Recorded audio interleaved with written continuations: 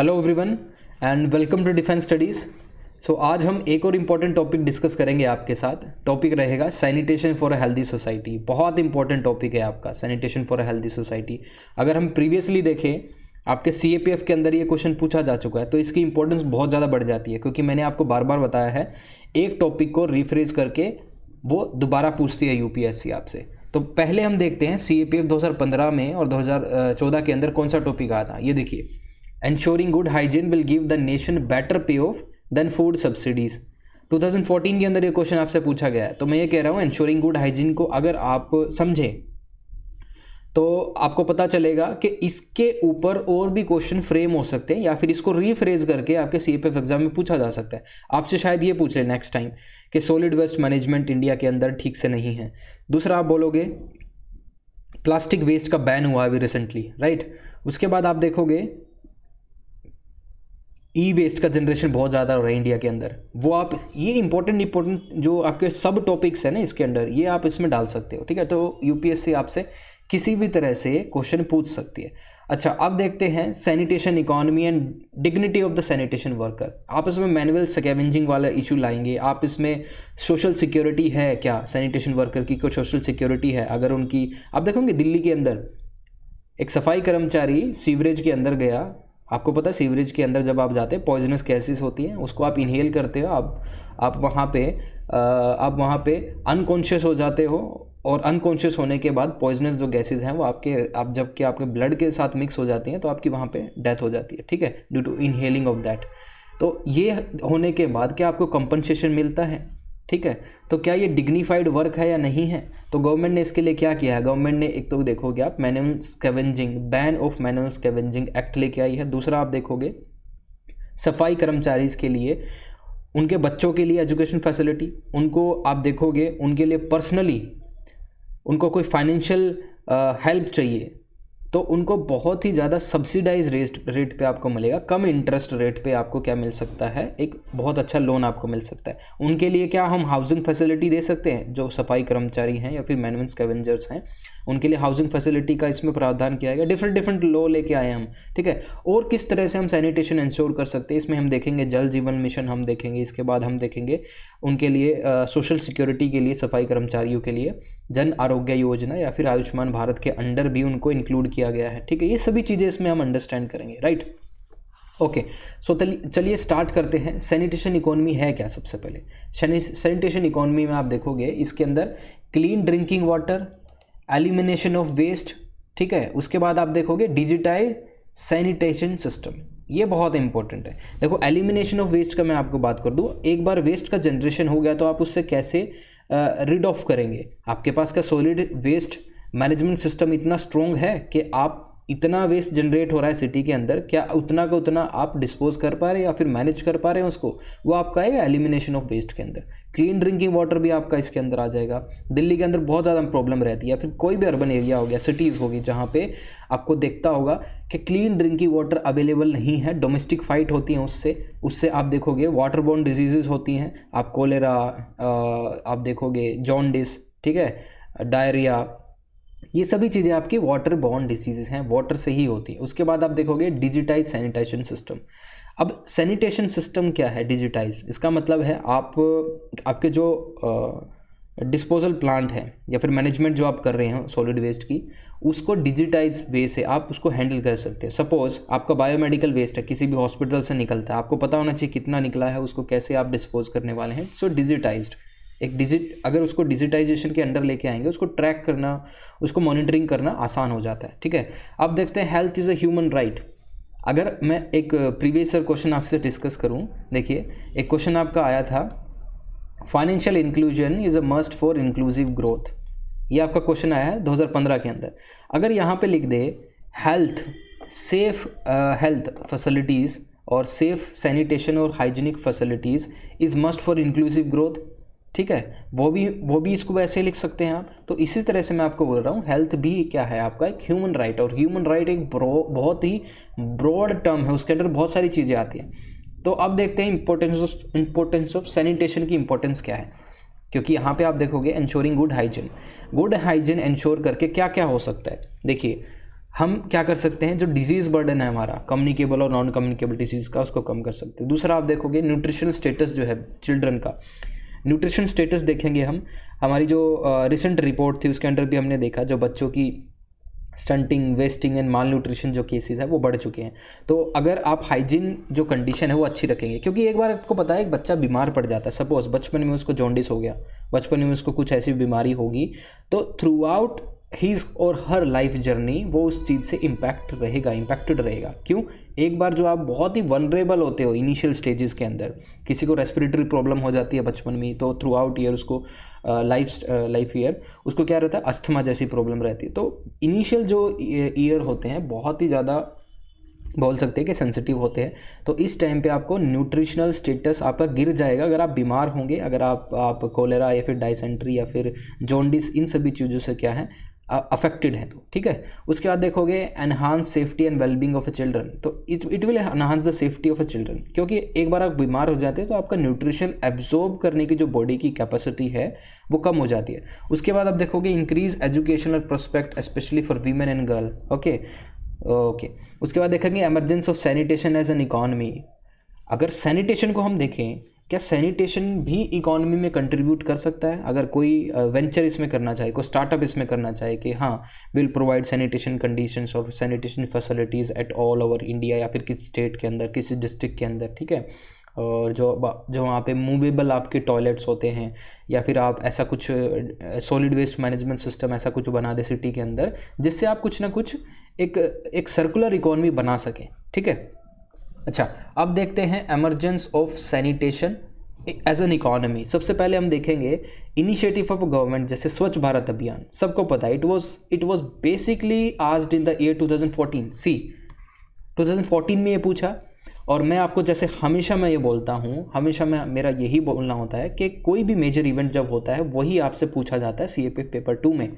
उस साल कुछ हुआ होगा या फिर उससे पहले साल कुछ हुआ होगा, इसलिए आपसे क्वेश्चन पूछे जाएंगे। आपसे क्वेश्चन पूछा farmers protest is politically motivated. ठीक है, तो जब पॉलिटिकली मोटिवेटेड हुआ जब वो फार्मर्स प्रोटेस्ट, उस पर UPSC ने क्वेश्चन पूछ लिया। ठीक है, green energy progression in India green energy को लेकर बहुत ज़्यादा काम कर रहा था, इस साल पूछ लिया। ठीक है, उसके बाद आप देखोगे emerging presence of women in the armed forces. आप देखोगे बहुत सारा लिटिगेशन भी आई सुप्रीम कोर्ट के अंदर, उसके साथ गवर्नमेंट का भी इन्वॉल्वमेंट हुआ, सुप्रीम कोर्ट भी इसके अंदर आई, और वीमेन जो आर्म्ड फोर्सेस ऑफिसर हैं, women officers in the armed forces, उन्होंने भी लिटिगेशन लिखा, पेटिशन किया सुप्रीम कोर्ट में कि हमें परमानेंट कमीशन चाहिए, हमें कमांडिंग रोल चाहिए, we are doing the same job. ठीक है, इन सभी चीज़ों को हम देखें तो गवर्नमेंट ने भी बहुत पॉजिटिव उनमें स्टेप लिया। नेशनल डिफेंस अकेडमी में उनकी पर्टिकुलरली देखोगे वीमेंस को भी अलाउड कर दिया गया। तो ऐसे ऐसे देखोगे emerging presence of women in the armed forces. जब ये चीज़ें हुई तभी इस पे UPSC ने क्वेश्चन पूछा ना आपके CAPF एग्जाम में। तो इसीलिए मैं आपको बताता हूँ,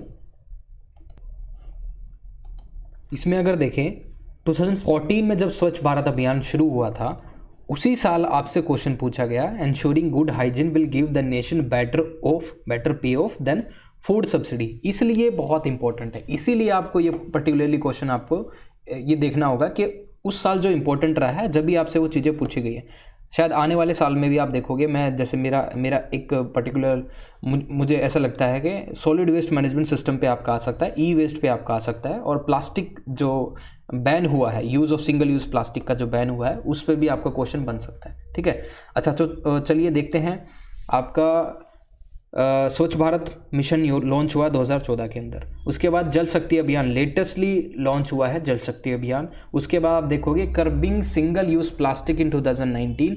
ठीक है, उसके बाद आप देखो ensured piped water supply, important है। जल जीवन मिशन आपने सुना है, हर घर नल योजना आपने सुना है, तो ये इसी के अंडर है। ठीक है, this will help the rural household to combating pollution, plus at the same time rural areas में भी आप देखोगे ऑल दीज वुमेन, आप देखोगे कहाँ से पानी लेके आती है। आप देखोगे कुछ एरिया के अंदर कुएँ होते हैं, वेल होते हैं, वहाँ से वो क्या करते हैं, एक्सट्रैक्ट करते हैं पानी और लेके आते हैं for the drinking purpose mainly. कई बार वो कंटेमिनेटेड हो जाता है पानी, कंटेमिनेटेड, उसमें सांप आप देखोगे कूद जाते हैं, या फिर कैसे भी आप करोगे उसमें जब बारिश होती है तो बारिश भी आप देखोगे कई बार उसमें एसिडिक कंटेंट होता है बारिश के अंदर कोई भी, तो वो सभी उसमें मिलता है। तो आप देखोगे वो जो पर्टिकुलरली पानी है that is not fit for use. कई बार उसमें हैवी मेटल का प्रेजेंस बहुत ज़्यादा बढ़ जाता है, तो रूरल एरियाज़ में भी हेल्थ इश्यूज़ जो हैं बढ़ जाते हैं। अच्छा, उसके बाद आप देखो सैनिटेशन मार्केट अपॉर्चुनिटी क्या हो सकती है? हाँ बिल्कुल हो सकती है सैनिटेशन मार्केट अपॉर्चुनिटी, क्योंकि गवर्नमेंट का पुश भी है कि हर एक एरिया आप देखोगे ओपन डेफिकेशन फ्री बनाना है, सॉलिड वेस्ट मैनेजमेंट सिस्टम पे हमारा फोकस है। तो इस एरिया के अंदर कोई स्टार्टअप करना चाहता है, सैनिटेशन मार्केट अपॉर्चुनिटी को कैचअप करना चाहता है, तो इसमें आप क्या कर सकते हो, यहाँ पे काम कर सकते हो। दूसरा आप देखोगे it will help in improving the quality of life and ease of living of the citizens. No doubt it will help in the quality of life.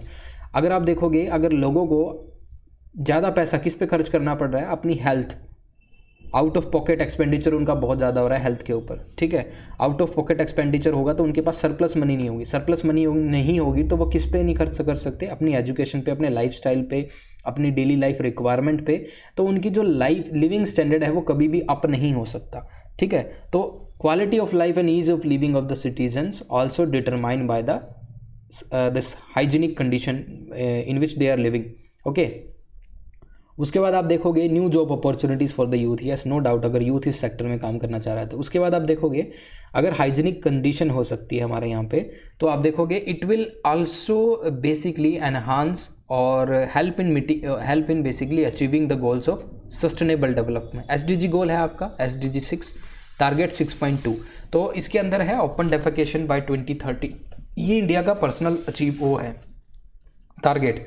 अगर ओपन डेफिकेशन फ्री इंडिया बन जाए 2030 तक तो SDG 6 के under आएगा और target 6.2 भी achieve हो सकता है। तो इंडिया का रैंक आप देखोगे SDG इंडेक्स के अंदर बहुत ऊपर जाएगा। उसके बाद आप देखो गवर्नमेंट इनिशिएटिव टुवर्ड्स सैनिटेशन, क्या क्या इनिशिएटिव ले रखा है गवर्नमेंट ने। जैसे मैंने आपको बताया शुरुआत के अंदर स्वच्छ भारत मिशन स्टार्ट हुआ, ठीक है, कब 2014 के अंदर। उसके बाद आप देखोगे उसके अंदर हमने डिफरेंट आप देखोगे सब मिशन चलाया हमने। ओपन डेफिकेशन फ्री इंडिया चलाया एक particular mission, clean India programme चलाया 2 अक्टूबर 2019 को, राइट। उसके बाद हम देखें जल जीवन मिशन ये हमने चलाया है लेटेस्ट। इसमें हम देखोगे जल जीवन मिशन में हमारा टारगेट है कि 2024 तक हम क्या करेंगे, piped water supply to all household, mainly कौन से, रूरल हाउस होल्ड्स, ठीक है, रूरल एरियाज़ के अंडर, सिटीज़ में नहीं, rural. A new ministry of Jal Shakti भी बनाएगी 2019 के अंदर। उसके बाद आप देखोगे आप देखिए कि अभी तक प्रेजेंट डेटा अगर हम देखें 18 करोड़ रूरल हाउस होल्ड हैं।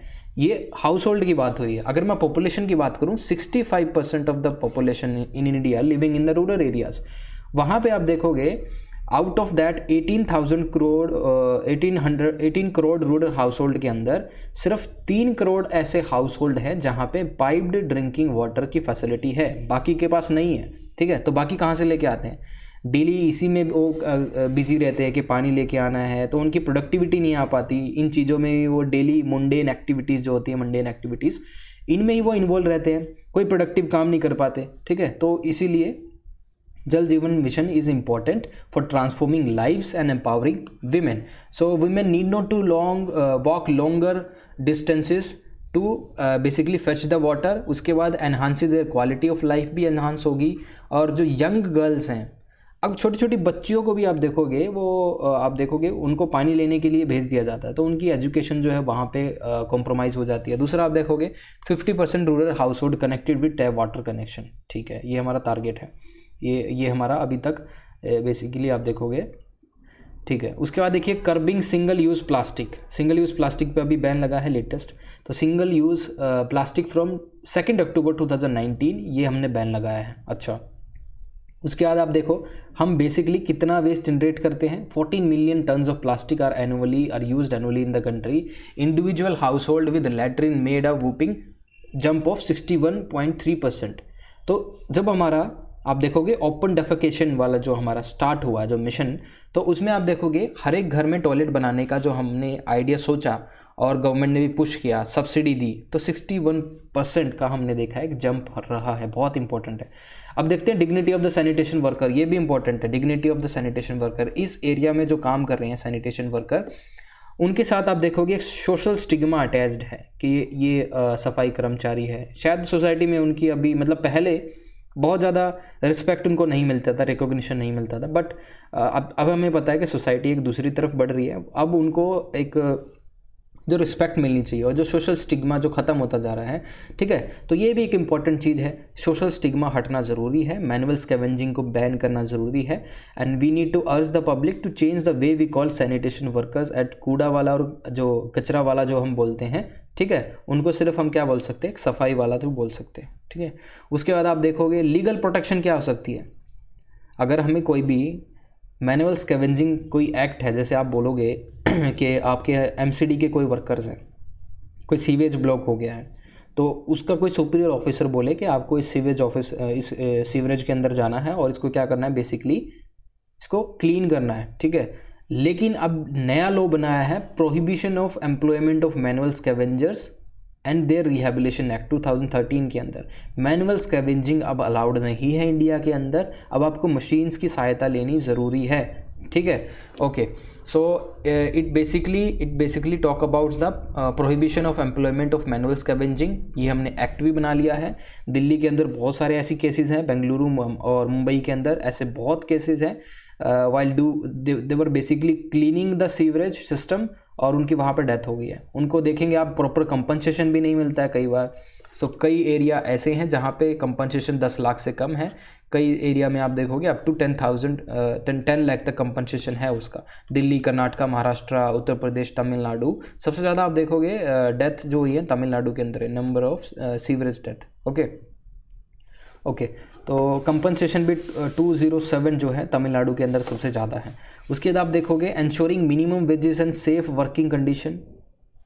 बिल्कुल, एक तो आप काम करें, ऐसा रिस्की काम है, हैजार्डस वर्क हो सकता है, उसमें क्या आपको कोई सोशल सिक्योरिटी आपको देंगे सरकार, ठीक है। आप ये सभी चीज़ें भी देखनी ज़रूरी है। सोशल सिक्योरिटी के अंदर आता है कि इन केस आपको कुछ हो जाता है, आपकी फैमिली को कंपनसेशन मिलेगा, since you are the only breadwinner. दूसरा हम देख सकते हैं कंपनसेशन के अंदर कि आपकी कोई पेंशन इसमें है, क्या आपको कोई हेल्थ फैसिलिटी मिलेगी, ठीक है। ये सभी चीज़ें क्या उसके अंदर हैं, क्या इंक्लूड होगी, तो ये सभी आपकी उसके अंदर आ जाता है सोशल सिक्योरिटी के अंदर। इसमें हम देखते हैं ministry of labour and employment ने कोड ऑन वेजेस बिल निकाला है कि उनकी बेसिक इनकम क्या होनी चाहिए for insuring minimum wages to the people who are working in this sector. उसके अंदर आप देखोगे सोशल सिक्योरिटी कोड, जो मैंने आपसे बात कर लिया कि ऑक्यूपेशनल सेफ्टी के लिए उनको सेफ्टी गियर्स आपको प्रोवाइड करने पड़ेंगे उस तरह की, अगर आप उनसे काम करवा रहे हैं तो वर्किंग कंडीशन उनकी बेटर होनी चाहिए। दूसरा आप देखेंगे पेंशन स्कीम्स के अंदर उनको अनऑर्गेनाइज सेक्टर में जो काम कर रहे हैं, जो भी अटल पेंशन योजना है उसके अंदर उसको इंक्लूड करो। दूसरा आप देखोगे प्रधानमंत्री श्रम योगी मनधन, ये इंपॉर्टेंट है, to ensure old age protection for unorganise worker which will benefit the sanitation worker. तो श्रम धम जो योजना है, श्रम योगी मनधन योजना बहुत इंपॉर्टेंट है, जो बेसिकली अनऑर्गेनाइज सेक्टर्स में काम कर रहे हैं उनके लिए पेंशन स्कीम इंश्योर करता है। दूसरा आप देखोगे हाउसिंग, एजुकेशन और फाइनेंशियल असिस्टेंस। उनको रहने के लिए क्या हाउसिंग फैसिलिटीज़ हैं, आप उनको बेसिकली आपको सिटी में काम करने के लिए क्या चाहिए, सैनिटेशन वर्कर्स चाहिए आपको, ठीक है। लेकिन उनके रहने की आप व्यवस्था करते ही नहीं हो, उनके लिए रहने की कोई भी आपके पास मतलब आप नहीं चाहते कि वो सिटी में रहे, लेकिन काम करने के लिए वो सिटी में आना चाहिए। आपको सिटी के अंदर डोमेस्टिक हेल्प चाहिए, आपको मेड चाहिए खाना बनाने के लिए, आपको सफाई करने के लिए चाहिए।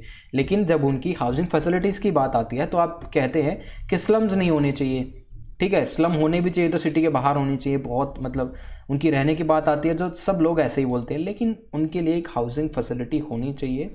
तो ऐसे अपार्टमेंट बन जाने चाहिए, बिल्डिंग्स बन जानी चाहिए, टावर बन जाने चाहिए, जहाँ पे कम स्पेस के अंदर हर एक फैमिली को हाउस अलॉट हो सके। और असिस्टेंस देने की बात हो, ये जहाँ पे assistance of up to 75,000 is providing to the eligible households, Indira Awas Yojana के अंदर उसको डाल सकते हैं, ठीक है। जो लोग बीपीएल स्टेटस के आसपास हैं या फिर बीपीएल स्टेटस में भी नहीं है, बस वो एक सैनिटेशन का काम करते हैं, वो वर्कर सफाई कर्मचारी हैं, फिर भी उनको ये सभी ये जो पर्टिकुलरली फैसिलिटीज़ है, ये बेयर मिनिमम फैसिलिटीज़ हैं, तो ये बेसिक अम्यूनिटीज़ बेसिक उनको प्रोवाइड होनी चाहिए। उसके बाद देखोगे बच्चों के लिए स्कॉलरशिप होनी चाहिए। उसके साथ ही एक नेशनल सफाई कर्मचारी फाइनेंस एंड डेवलपमेंट कॉरपोरेशन है, एपेक ऑर्गेनाइजेशन कॉरपोरेशन है, जो कि देखती है हर एक केसेस को, सफाई कर्मचारी के जो लोग इन्वॉल्व होते हैं। उसके बाद आप देखोगे अगर इनको फाइनेंशियल असिस्टेंस चाहिए कंसेशनल रेट्स पे, कम इंटरेस्ट रेट पे इसको फाइनेंशियल असिस्टेंस चाहिए तो रीजनल रूरल बैंक के पास जा सकते हैं ये, ठीक है। और उसके बाद स्टेट चैनलाइजिंग एजेंसीज के पास जा सकते हैं। दूसरा हम देखेंगे protecting sanitation worker through Ayushman Bharat, medical insurance की बात करें हम इनको तो ऐसी 10 करोड़ फैमिली हैं, ठीक है, जो प्रधानमंत्री जन आरोग्य योजना के अंदर जिनको आइडेंटिफाई किया गया है और उनको 5 लाख सालाना मिलेंगे per year, irrespective of the family strength. Family में कितने भी बंदे हों, ठीक है, 5 लाख तक का उसका मेडिकल कवरेज होगा। ऑल दो secondary care and tertiary care of hospitalisation, कोई भी टर्शरी केयर मतलब कोई सर्जरी ऑपरेशन किसी भी तरह का 5 लाख तक अगर वो कवर हो रहा है तो आप इसके अंडर जा सकते हो। अब आप देखोगे वे फॉरवर्ड क्या हो सकता है। वे फॉरवर्ड में देखो मेंटेनिंग ODF स्टेटस इंपॉर्टेंट है। अगर किसी एरिया का आपने ओपन डेफिकेशन फ्री स्टेटस आपने इंश्योर कर लिया तो वहाँ पे डेवलपमेंट हो सकती है, इंडस्ट्री वहाँ पे जाके काम कर सकती है, वहाँ पे लोग रहने भी आ सकते हैं, ये सभी चीज़ें, टूरिज्म भी प्रमोट होगा। इसलिए आपने एक पर्टिकुलर सीरीज़ देखी होगी पंचायत, तो पंचायत में आप देखोगे जब एक पर्टिकुलर डिस्ट्रिक्ट मजिस्ट्रेट वहाँ पे विजिट करने आता है तो किस तरह से वहाँ पे फाइट होती है उनको दिखाने के लिए कि ओपन डेफिकेशन फ्री हो गया है ये पर्टिकुलर एरिया। कुछ लोग डेलिबरेटली उस पूरे ऑपरेशन को कॉम्प्रोमाइज़ करने की कोशिश करते हैं, राइट। उसके बाद आप देखोगे monitoring mechanism, circular economy, ban on manual scavenging, ये होनी चाहिए। मॉनिटरिंग मैकेनिज्म होना चाहिए हमें कि हम चेक करें बेसिकली क्या सैनिटेशन हम बेसिकली प्रोवाइड कर रहे हैं, ऐसी कंडीशंस, ऐसी अपॉर्चुनिटीज सभी लोगों के लिए। सर्कुलर इकोनॉमी का मतलब है जब आप उसको मैनेजमेंट करेंगे, वेस्ट का मैनेजमेंट करेंगे तो उसको आप सेफली डिस्पोज करेंगे या फिर उसको रीयूज़ कर सकते हैं, रीसाइकिल कर सकते हैं, कुछ एक ऐसी चीज़ों को। बैन ऑन मैनुअल स्कैवेंजिंग भी इसके अंदर है। और लास्ट हम देखते हैं prioritisation and faster identification of insanitary this latrines and toilets. So effective rehabilitation of manual scavenging की ज़रूरत है। तो ODF के ऑब्जेक्टिव्स क्या हो सकते हैं, ये सभी चीज़ें, continued hygiene behaviour and use of toilets, continued functionality of assets. कई बार क्या होता है जो आपने एक बार ये एसेट्स बना दिए, रोड पे आप देखोगे कई बार जो सुलभ शौचालय होते हैं वो फंक्शनल नहीं होते, बहुत बार आपने देखा होगा फंक्शनल नहीं होते। उसके बाद आप देखोगे decentralisation operation and maintenance arrangement of assets. तो डिसेंट्रलाइजेशन कर सकते हो आप, ये नहीं कि सेंट्रल गवर्नमेंट इसको मेंटेन करेगी, आप लोकल लेवल पे भी उसको क्या दे सकते हो, उसका टेंडर दे सकते हो, ठीक है। तो ये सभी सिचुएशन और ये सभी टॉपिक आपके लिए इस पर्टिकुलर एग्जाम के लिए इंपॉर्टेंट है। तो ये टॉपिक था आपका ensuring good hygiene will give the nation better pay off than food subsidies. I hope ये आपको समझ में आया होगा कि फूड सब्सिडी ही आपको इतने बेटर रिवॉर्ड नहीं दे सकती, although food subsidy is important but good hygiene is very much important.